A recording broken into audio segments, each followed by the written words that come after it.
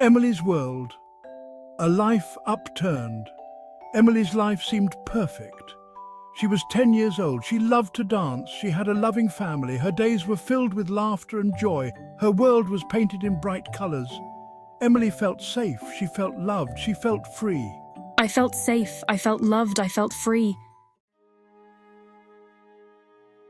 Shadows creep in, the abuse and its scars. The abuse continued for months, each day blending into the next. Emily felt trapped in a nightmare. Her grades plummeted. Nightmares haunted her sleep. She couldn't eat, she couldn't sleep. Every moment was a struggle. She felt like a ghost, a shadow of her former self. Emily was disappearing, fading away into the darkness. The once vibrant girl now flinched at a touch, her spirit broken. Loud noises sent shivers down her spine, making her heart race uncontrollably. She couldn't bear to be alone with the person who hurt her. The fear was too overwhelming, but she was too afraid to tell anyone. The words stuck in her throat. The shame and guilt ate away at her. She blamed herself, feeling unworthy of help. Emily's parents noticed the changes, their concern growing each day. They asked her what was wrong, their voices filled with worry and love. But she couldn't bring herself to tell them, the fear and shame too great.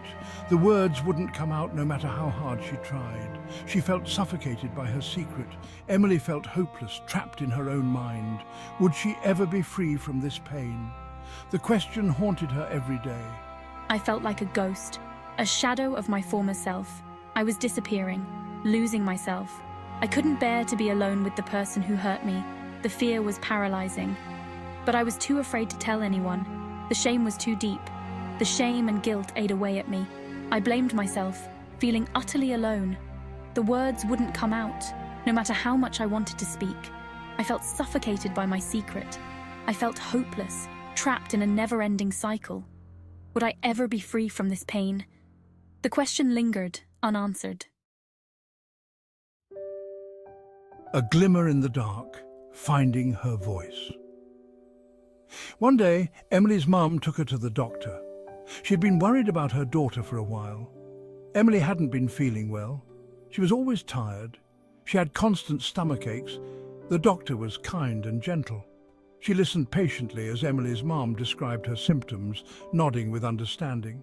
Then she asked Emily a question that changed everything. Is someone hurting you, Emily?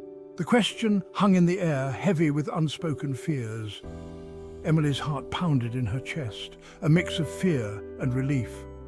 She looked at her mum, searching for reassurance, then back at the doctor, her eyes filled with uncertainty. A single tear escaped and rolled down her cheek, a silent cry for help. Yes. She whispered, her voice barely audible. The dam had broken and her truth began to flow. Years of suppressed pain, fear and guilt came pouring out, overwhelming her. Emily told the doctor everything, every painful detail. It felt like a weight had been lifted from her shoulders, a burden she had carried for too long. She finally spoke her truth, a truth that had been buried deep inside. It was the first step towards healing, a journey she was ready to begin. Yes. It felt like a weight had been lifted from my shoulders, a new sense of freedom. I finally spoke my truth, and it felt empowering. It was the first step towards healing, and I knew I could face the future with hope. Seeking solace. The journey of healing begins. The road to recovery was long and arduous. Emily started therapy. It was a safe space for her to talk about her experience. Her therapist helped her understand that what happened to her wasn't her fault. She wasn't alone. There were people who cared and wanted to help her heal. This was the beginning of a new chapter in her life, one filled with hope and the promise of recovery. What happened to you wasn't your fault, Emily. You are not alone. We are here to help you heal. Together, we will walk this path and you will find the strength within yourself to overcome the pain. Therapy was tough. Emily had to relive the trauma. She had to confront her pain, but she was determined to get better. Slowly, Emily started to heal. She learned coping mechanisms to deal with the flashbacks and anxiety. She began to believe in herself again. Each session brought new insights and a deeper understanding of her own resilience. I was determined to get better. I began to believe in myself again, I realized that my strength was greater than my struggles. The support of her family was instrumental in her recovery.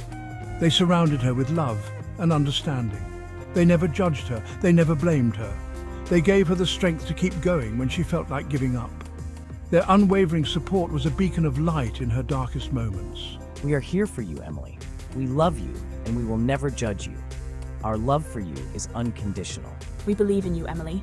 You are strong and we are so proud of you. Your courage inspires us every day. They gave her the strength to keep going when she felt like giving up. Their love was the foundation upon which she rebuilt her life.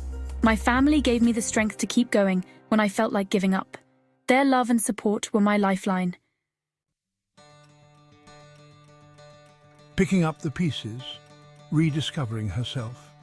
It took time, but Emily started to find her way back to the light. She returned to school cautiously at first. The fear and anxiety were still there, but they no longer controlled me. She reconnected with friends. She rediscovered her love for dancing. Emily's laughter was no longer forced, it was genuine. The spark in her eyes returned. I was no longer defined by the abuse I had endured. I was a survivor. I was strong. I was resilient. Emily was reclaiming her life. The nightmares still haunted her at times, but now she had the tools to cope. She had the strength to face them. She knew she was not alone. Emily was a warrior, battling her demons with courage and determination. From survivor to thriver, Emily's transformation. As Emily healed, she felt a growing need to help others. She knew there were other children suffering in silence, just like she had been. I wanted to be a voice for the voiceless. I wanted to turn my pain into purpose. Emily started by sharing her story with her family and friends. Then she found the courage to share it with a wider audience. She spoke at schools, community centers, and support groups. She shared her story with raw honesty and vulnerability, inspiring others to come forward and seek help. My message was simple yet powerful. You are not alone. There is hope. There is healing. Emily's story resonated with countless survivors, offering them hope and encouragement to begin their own journeys of healing. A beacon of hope inspiring others. Emily's courage and resilience were contagious. She became a beacon of hope for survivors of child sexual abuse. People were drawn to my strength and my unwavering belief in the power of healing. I showed the world that it is possible to overcome even the darkest of experiences. Emily's advocacy work didn't stop at sharing her story. She became an advocate for systemic change, working tirelessly to raise awareness about child sexual abuse and to advocate for better prevention programs and support services for survivors. I knew that breaking the silence was just the first step. It was crucial to create a society where children felt safe to speak up and where survivors were met with compassion and support.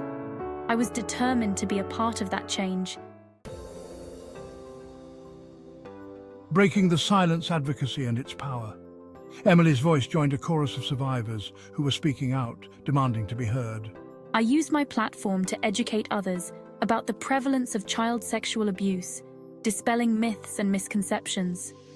I challenged the stigma associated with speaking out, encouraging others to break free from the chains of secrecy and shame. She worked with lawmakers to strengthen laws protecting children from abuse. She advocated for increased funding for child abuse prevention programs and support services. My advocacy knew no bounds. I was a force to be reckoned with, a tireless champion for justice and healing. Through my work, I helped to create a safer world for children. I empowered survivors to find their voices and reclaim their lives. Emily's unwavering dedication to this cause was truly remarkable. She was making a difference. You are not alone. A message of solidarity. Emily's message of hope and resilience resonated deeply with survivors around the world. I received countless letters, emails, and messages from people who had been touched by my story.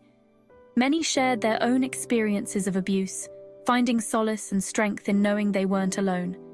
Emily responded to each message with empathy and encouragement.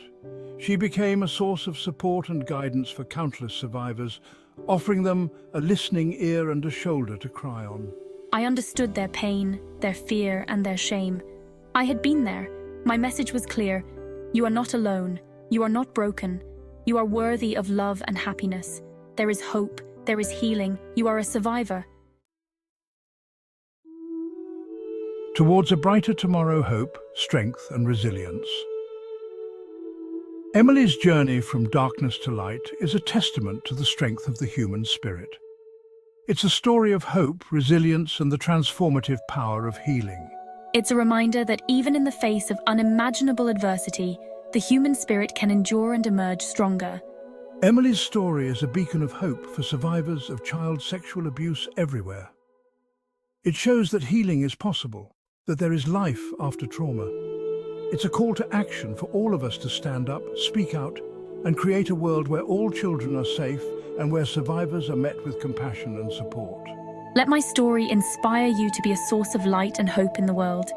Let us all work together to create a brighter tomorrow for all children.